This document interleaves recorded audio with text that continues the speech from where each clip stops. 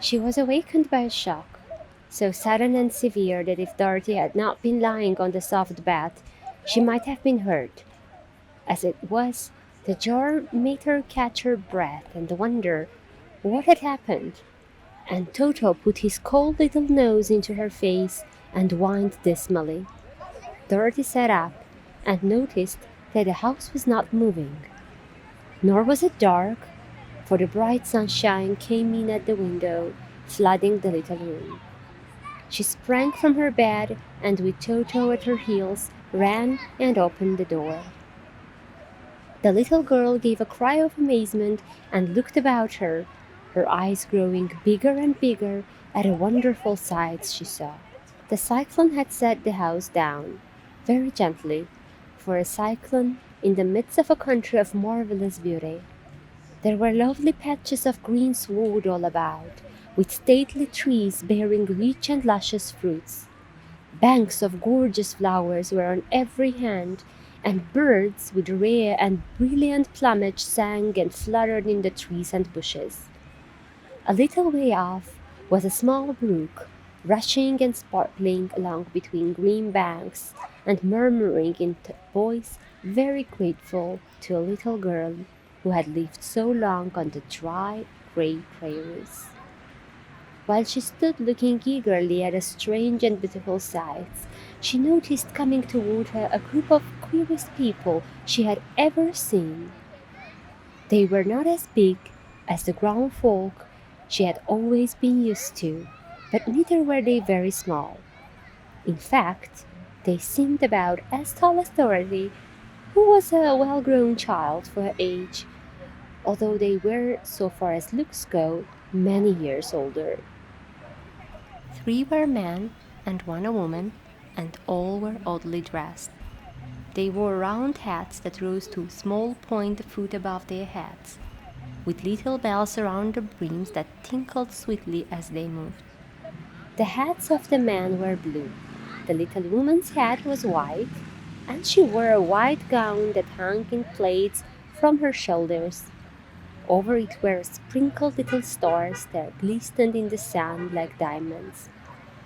The men were dressed in blue of the same shade as their hats, and wore well-polished boots with a deep roll of blue at the tops. The men, Dorothy thought, were about as old as Uncle Henry, for 2 of them had beards. But the little woman was doubtless much older. Her face was covered with wrinkles, her hair was nearly white, and she walked rather stiffly. When these people drew near the house where Dorothy was standing in the doorway, they paused and whispered among themselves, as if afraid to come farther.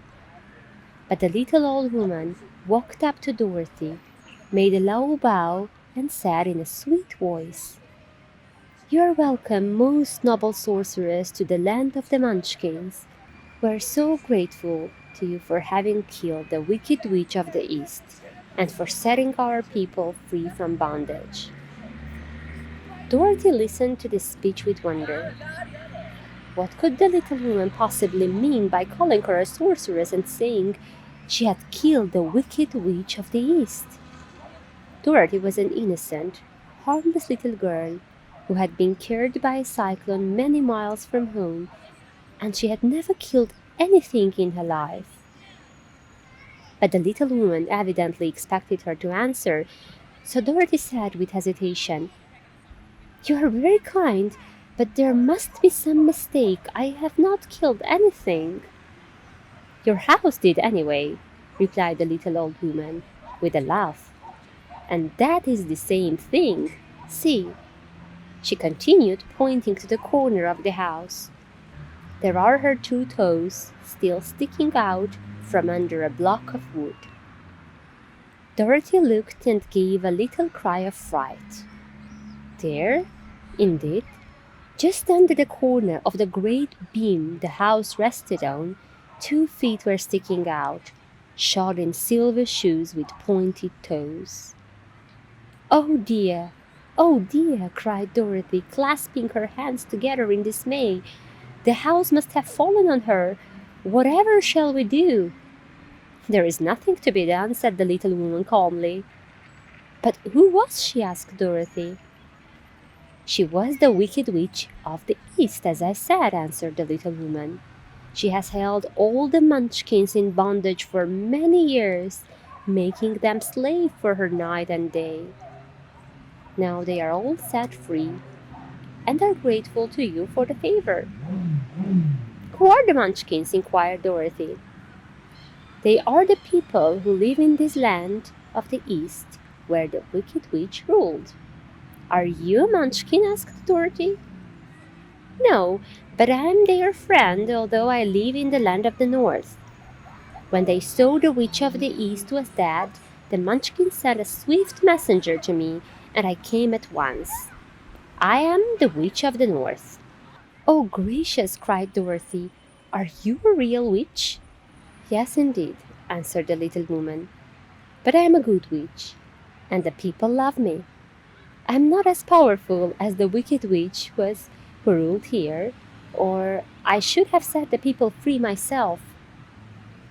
"But I thought all witches were wicked," said the girl, who was half frightened at facing a real witch.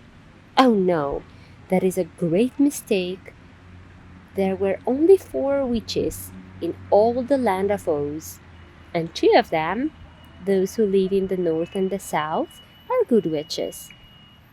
I know this is true, for I am the one of them myself, and cannot be mistaken." Those who dwelt in the east and the west were indeed wicked witches. "But now that you have killed one of them, there is but one wicked witch in all the land of Oz, the one who lives in the west." "But," said Dorothy, after a moment's thought, "Aunt Em has told me that the witches were all dead, years and years ago." "Who is Aunt Em?" inquired the little old woman. "She's my aunt, who lives in Kansas, where I came from."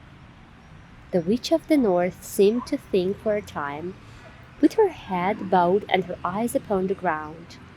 Then she looked up and said, "I do not know where Kansas is, for I have never heard that country mentioned before. But tell me, is it a civilized country?" "Oh, yes," replied Dorothy. "Then that accounts for it.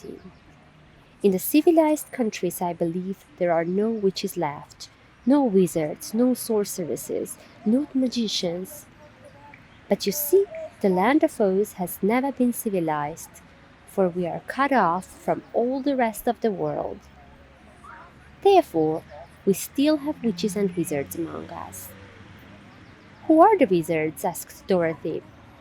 "Oz himself is the great wizard," answered the witch, sinking her voice into a whisper.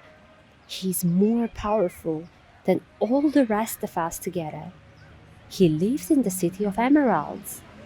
Dorothy was going to ask another question, but just then the Munchkins, who had been standing silently by, gave a loud shout and pointed to the corner of the house where the Wicked Witch had been lying. "What is it?" asked the little old woman, and looked and began to laugh. The feet of the dead witch had disappeared entirely, and nothing was left but the silver shoes. She was so old, explained the Witch of the North, that she dried up quickly in the sun. That is the end of her. But the silver shoes are yours, and you shall have them to wear." She reached down and picked up the shoes, and after shaking the dust out of them, handed them to Dorothy. "The Witch of the East was proud of those silver shoes," said one of the Munchkins, "and there is some charm connected with them. But what it is we never knew." Dorothy carried the shoes into the house and placed them on the table. Then she came out again to the Munchkins and said, "I am anxious to get back to my aunt and uncle, for I am sure they will worry about me. Can you help me find my way?" The Munchkins and the witch first looked at one another, and then at Dorothy, and then shook their heads. "At the east, not far from here," said one, "there is a great desert, and none could live to cross it." "It is the same at the south," said another, "for I have been there and seen it. The south is the country of the codlings." "I am told," said the third man, that it is the same at the West, and that country where the Winkies live is ruled by the wicked witch of the West, who would make you her slave if you passed away. The North is my home, said the old lady, and at its edge is the same great desert that surrounds this land of Oz. I am afraid, my dear, you will have to live with us. Dorothy began to sob at this, for she felt lonely among all these strange people. Her tears seemed to grieve the kind-hearted Munchkins, for they immediately took out their handkerchiefs and began to weep also. As for the little old woman, she took off her cap and balanced the point on the end of her nose, while she counted 1, 2, 3 in a solemn voice. At once the cap changed to a slate, on which was written in big white chalk marks, "Let Dorothy go to the City of Emeralds." The little old woman took the slate from her nose, and having read the words on it, asked, "Is your name Dorothy, my dear?" "Yes," answered the child, looking up and drying her tears. "Then you must go to the City of Emeralds. Perhaps Oz will help you." "Where is this city?" asked Dorothy. "It is exactly in the center of this country and is ruled by Oz, the great wizard I told you of." "Is he a good man?" inquired the girl anxiously. "He is a good wizard. Whether he is a man or not I cannot tell, for I have never seen him." "How can I get there?" asked Dorothy. "You must walk. It is a long journey through a country that is sometimes pleasant and sometimes dark and terrible. However, I will use all the magic arts I know of to keep you in from harm." "Won't you go with me?" pleaded the girl, who had begun to look upon the little old woman as her only friend. "No, I cannot do that," she replied, "but I will give you my kiss, and no one will dare injure a person who has been kissed by the Witch of the North." She came close to Dorothy and kissed her gently on the forehead. Where her lips touched the girl, they left a round, shining mark, as Dorothy found out soon after. "The road to the City of Emerald is paved with yellow brick," said the witch, "so you cannot miss it. When you get to Oz, do not be afraid of him, but tell your story and ask him to help you. Goodbye, my dear." The three Munchkins bowed low to her and wished her a pleasant journey, after which they walked away through the trees. The witch gave Dorothy a friendly little note, wheeled around on her left heel 3 times, and straightway disappeared, much to the surprise of the little Toto, who barked after her loudly enough when she had gone, because he had been afraid even to growl while she stood by. But Dorothy, knowing her to be a witch, had expected her to disappear in just that way, and was not surprised in the least.